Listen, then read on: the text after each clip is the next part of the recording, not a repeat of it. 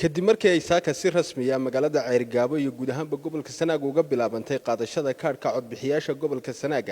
ayaa waxa kormeer ku tagay qaar kamid ah goobaha kaar qaadashadu ka socotay ee magaalada Ceyrgaabo mas'uuliyiinta komishanka doorashooyinka qaranka iyo mas'uuliyiin ka socday saddexda xisbi qaran ee Somaliland kadib kormeerkaasina waxay warbaahinta kula hadleen xarunta jaamacadda Sanaag ugu horreynna waxa halkaasi ka hadlay komishaneer Cabdifataax Ibraahin oo faahfaahiyay qaabka ay u socoto qaadashada kaarka codbixiyaashu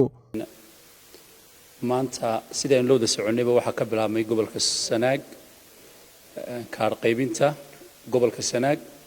guud ahaan gobolka Sanaag ilaa 210 goobood ayaa ka baxay sidaan shalayba aynu runtii ogeyn marka dhamaantood waxay ku gaareen si nabada in hawshana si qurux badan bay runtii dalka uga socotaa guud ahaan hawsha qabanaysan waxay kaar qaybintii diiwaangelintii dhaweyd ee dalka ka qabsoontay gaar ahaan gobolkan degmooyinkiisa dhahar baran ceelafooyin garadag iyo degmada Ceyrgaabo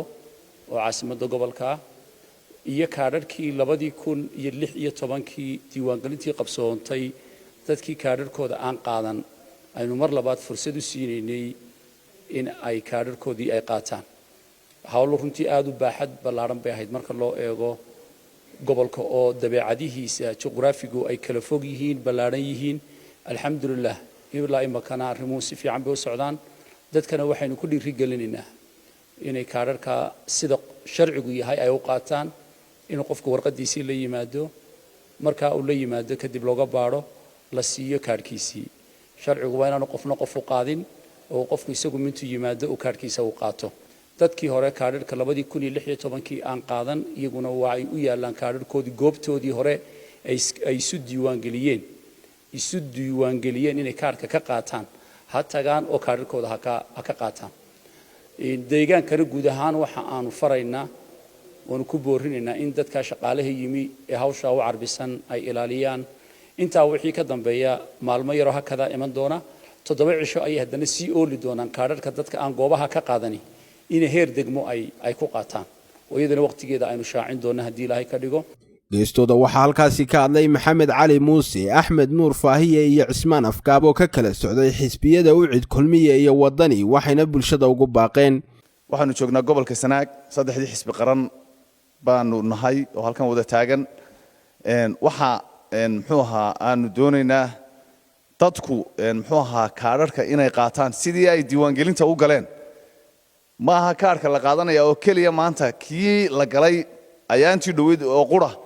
ma aha waa kii muxuu ahaa hore wixii ka hadhay ee noqday iyo kii maanta ayaantii dharaartii dhaweyd la galay intaba waa la keenay qofkii uu kaar ka maqnaa kaarkiisii wuu yaalaa goobtii uu muxuu ahaa iska diiwaan geliyay buu yaalaa kaararkii waa inaad doonataan waad ogtihiin waqtigii waa yar yahay aad iyo aadna waxaan ugu mahadnaqaynaa komishanka qaranka jamhuuriyadda Somaliland dadka isdiiwaangeliyay ay qaataan kaararkoodii waliba shakhsigii isagu isdiiwaangeliyay uu doonto kaarkiisii ee kaarkiisu aanu dayaamin si uu ugu bedelo qofkii uu islahaa uu rajo ka qabay inuu wax ka bedeli karo ama golo degaan ama golo baarlamaan marka muwaadin kaarkaaga ka doono goobtii aad magaranaysaa kaarka iska diiwaangelisay markii hore iyo haddii aad bedelatay goobtii aad soo bedelatayba intii goobaha aanu soo marnay si fiican bay dadku u qaadanayaan kaarka duruuf adag baa jirta oo gobolka iyo gobolada kaleba ay wadaagaan xaaladda iyo kulaylka jira iyo waddanka kala fogintaba laakiin waxaan ku boorinaynaa dadka reer Somaliland siiba gobolada ay ka socoto kaar qaadashadu waa inuu ka qayb qaato kaar qaadashada saddexda cisho ee ay goob walba yaalaan walba iyo deegaan walba waxa ka sharaxan dadkii u dhashay deegaankaasi iyo gobolkaasi iyo degmooyinka dadkii u dhashay baa ka sharaxan dadka kala dooranaysaan